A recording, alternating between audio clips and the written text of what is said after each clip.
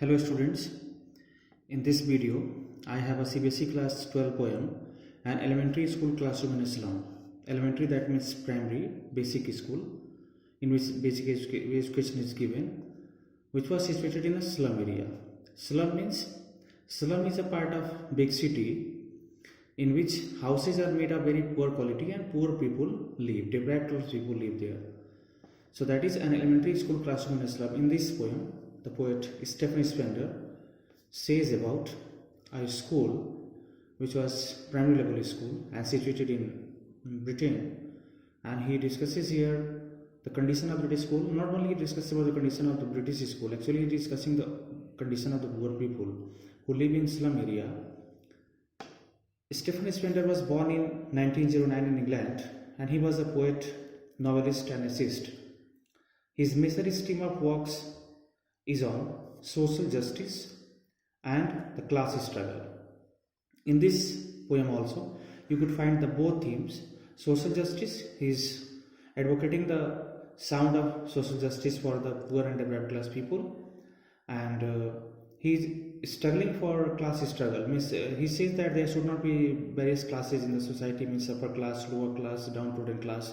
He says that there will be a kind of similarity between all the classes. The poet has been taken, this poem has been taken from his famous book, The God That Failed, which he wrote in 1949. Again, I would like to repeat it. This poem, the elementary school classroom, has been taken from his famous book, The God That Failed, which was published in 1949. It is a lyrical poem. This poem is a lyrical poem. It is about young children. It is about the unpleasant lives of poor children in the slums. This poem also deals about the importance of education.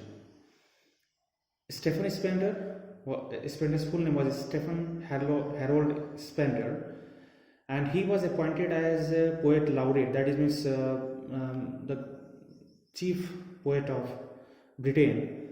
He was appointed poet laureate in 1965 in Britain. And this poem also deals with a significant role of teacher in the lives of children. Let's start this poem. Here poet talks about a school which is situated in the slum area, and the slum children are getting education there. Far, far from gusty waves, these children faces like rootless weeds, here torn round their pallor. The tall girl with her way down head, the paper-seeming boy with rat's eyes, the stunted, unlucky heir of twisted bones, reciting her father's grand disease, his lesson from his desk. At back of dim class, one unnoted, sweet and young, his eyes live in a dream of squirrel's game in tree room other than this. Poet says here that far, far from gusty waves. Far, far is repeated. That means it is very far away from the gusty waves the children faces. The children faces means not only the faces, actually the children are far, far away from the gusty waves. Gusty wave means refreshing air, the air which refreshes our mind, the pure air. These children are far, far away from, very far away from the pure and energetic air. Like, why they are far, far away from the pure and energetic air? Because they live in slum area. So they get all the time dirty air, the air with bad smell. They can't get good smelling air which is refreshing. Like rootless weeds. Their faces are just like rootless weeds. Weeds are grasses. Unwanted grasses are called weeds. And as grasses are uprooted, if they have been taken, if the grass is separated from their root, it will die, it will dry. Similarly, the faces of the children are just looking dry. There is no charm on the face of the child, of the children who they are in the slum area sitting in the school classroom. Their faces are looking very, very dull and very uncharming, just like a rootless plant. This also gives a sense of malnutrition, because they are poor people, so they can't get proper nutrition. Because of malnutrition, because of they don't get proper food, their faces are looking absolutely charmless. The hair torn out their pallor. The hair of the children are torn means that is smeared, means that is scattering over their faces. Pallor means faces. Pallor is a kind of face which is yellowish color, dull looking face, ugly looking face, not ugly, you can say malnourished face. So these children faces are malnourished, looking very lean and thin, and they have not combed their hair also. The hair is just smeared over their faces. It is just scattered over their faces. The tall girl. Now from this particular line till the last one of this stanza, the poet Stephen Svender is describing one by one about few boys who they are sitting in the classroom and about their condition. First one, the tall girl with her way down head. There is a tall girl sitting in the classroom. Tall girl, that means she might have been taller than the other students sitting in the classroom, and she may be elder also rather than other students sitting in the classroom. Her way down head. Actually, this girl is so malnourished that only her heavy big size head is visible in her entire body, and her head is lolling at one side. It is drifting at one side. Means she is not able to even manage her head over her shoulders. She is not able to adjust her head over her shoulders. She is so lean and thin that his head is hanging towards one side. The paper seeming boy. The poet focuses about another boy who is so lean and thin that he has been compared to paper. As paper becomes so lean and thin, this boy is also very lean and thin. So this boy, second boy about whom the poet is discussing, is a paper seeming boy, very lean and thin boy, just like a paper. Paper is giving two kind of symbolic meaning here. First, that he is very lean and thin. Again, it is malnutrition, because of malnutrition. And second, that this boy is, because this is the story of Britain, and British people, as you know, that they are known for their white color, they are known for their fair color. So this boy is fair colored, very fair colored, and so paper is known for his fair color. So he is as white as paper, and he is as thin as paper. With rat's eyes, another boy, paper seeming boy with rat's eyes. There is another boy sitting in the classroom. This is the third one, rat's eyes. His eyes are just like rats. Rats' eyes are known for, as rats are giving a symbolic meaning here. Rats' eyes are, this expression has been used here to show the greed in the eyes of this child. This child is greedy.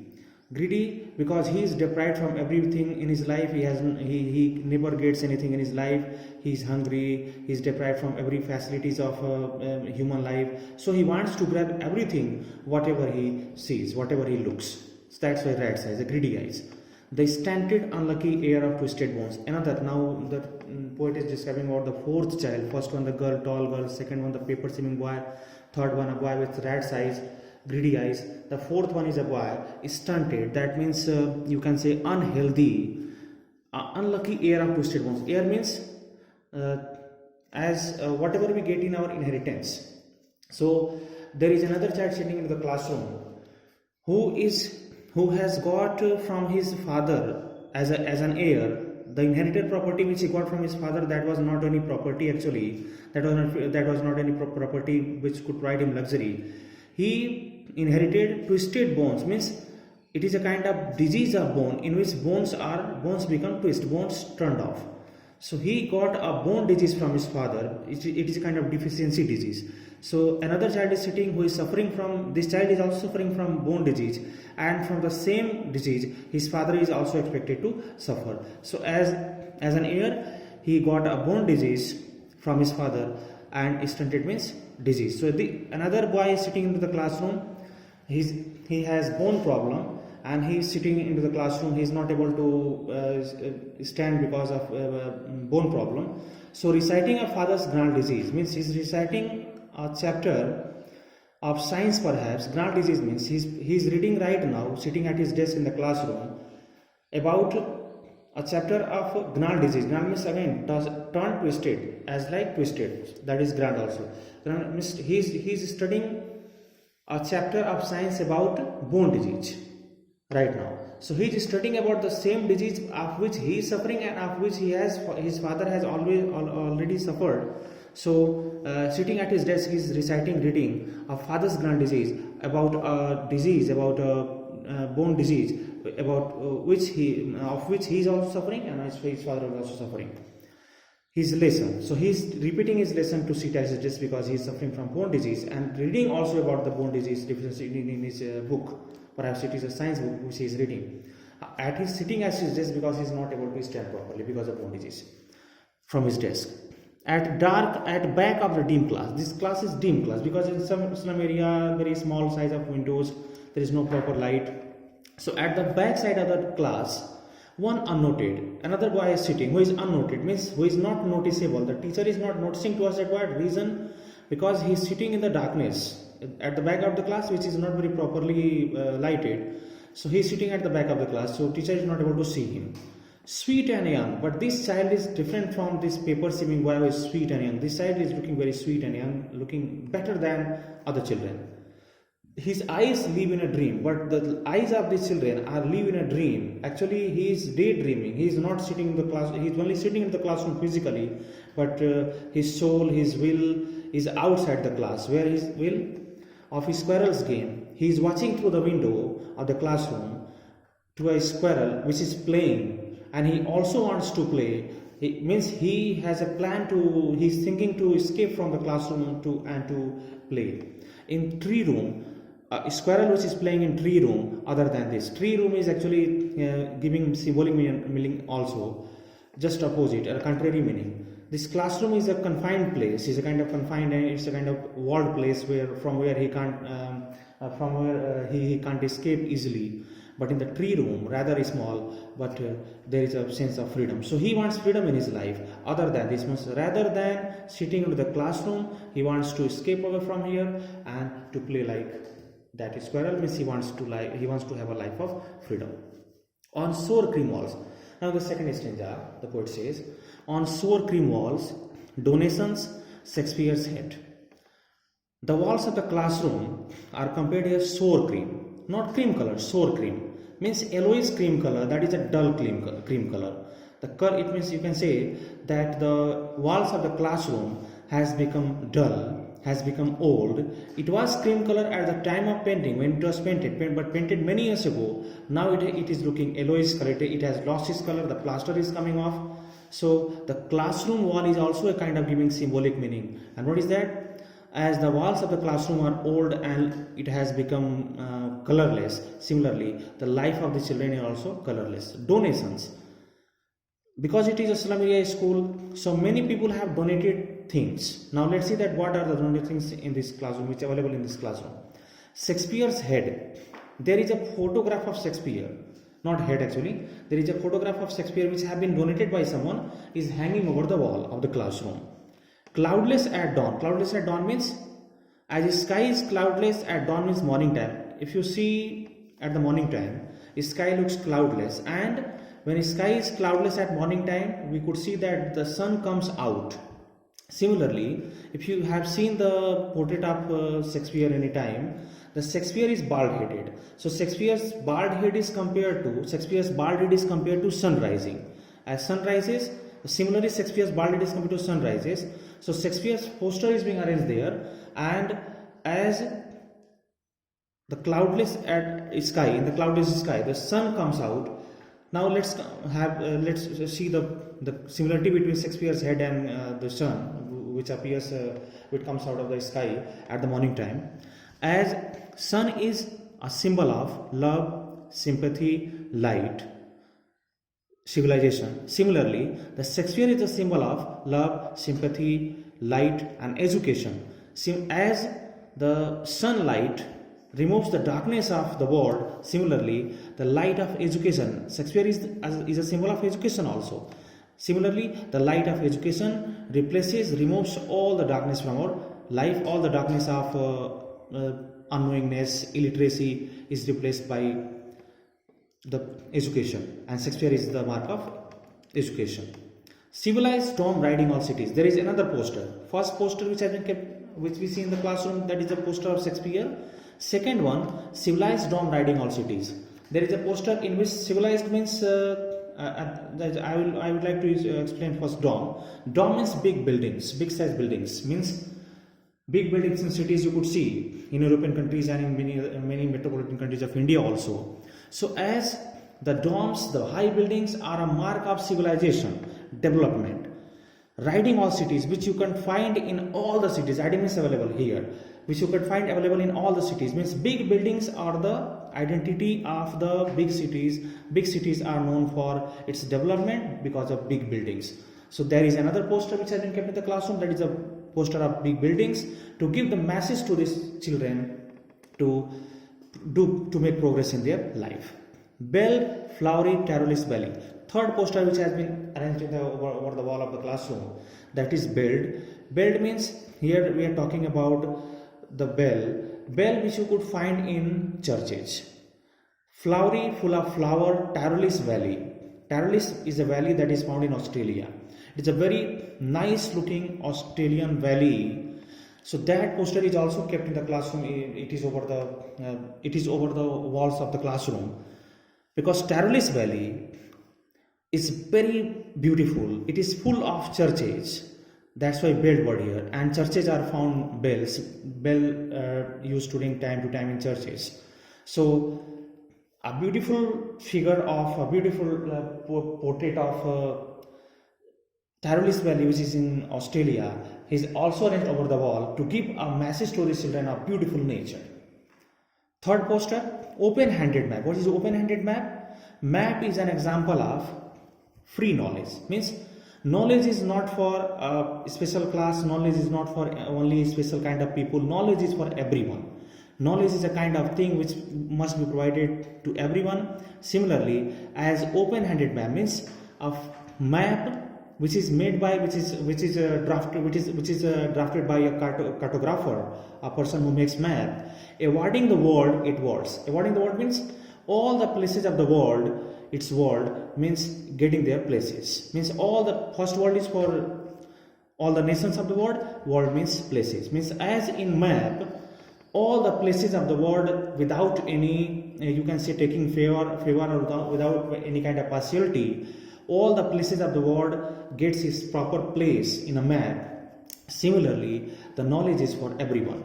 And yet, and even after, for these children, now the poet here changes his tone, that whatever these donated things have been kept over the wall to give some message, because everything which is arranged in this classroom over the wall, that is for giving some message. Sexual set is giving message compared to the sunny rising, which is giving message to the education, that education is for everyone, and as sun replaces the darkness from the world, similarly the education replaces the darkness of the life from a person. Civilized domes, buildings are the mark of progress. Flowery Tarolis Valley is the mark of beautiful nature. Open-handed map, awarding it what is giving that as map gives place to every word. Similarly, the knowledge is for everyone, education is for everyone. And even after keeping all the maps and everything over the wall, children, these slum children, these windows, the windows of the classroom, which you could see on this particular page actually, that this is a slum school, and let's see that how small size windows are here. So these windows are talking about which the poet is talking here. These windows, not this map.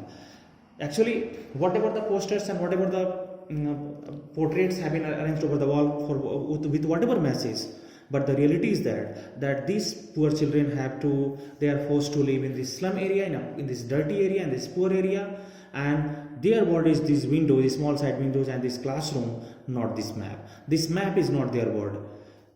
Their world is not this map. Means it means that here poet says that whatever the objective the person wants to achieve after arranging all the portraits and photographs in the classroom, that these students will see these portraits and they will be inspired to make progress in their life, and they will try to make development. But that will not be achieved because their window is this slum, and till the moment they will live in this slum, they will not make any progress, where all their future painted with the fog. And he says that because these poor people live in this slum area where all the future of, means from birth till death, their complete future is painted, means just miscolored with the fog, means uncertainty, progress. Fog is the symbol of uncertainty.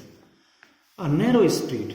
In their life, there is a narrow street. Narrow street is again a kind of symbolic meaning, means lack of chances. As the street is narrow, you can't move properly. Similarly, they have no chances of progress in there. There are very less chances of progress in their life. Sealed means covered in with a lead sky. Lead sky means grayish sky. The sky which is grey color means there is a darkness in their life. There is an unclear sky of sky that is opportunity here. So they have no opportunity in their life. They have no proper way in their life. There is no clarity in their life that what they will do, and there is no proper way of progression. They have lack of opportunities in their life. Far, far from rivers. Again, the poet is repeating far, far as is repeating the first line. They are living far, far away from the rivers, means natural side, caves means mountains, and stars upwards. It is a symbolic meaning. Stars upwards, as a star shines in the sky, twinkles in the sky, and makes it bright. Similarly, the poet expects that the light of knowledge should twinkle the life of these poor children, but they are not able to get this education because they are living in such poor condition. Thank you, students. In this part of video, I have I plan to record the complete poem, but actually I want to give you a chance to understand first half poem, and then the rest part of the poem I will explain and I will upload another video day after tomorrow. Thank you very much.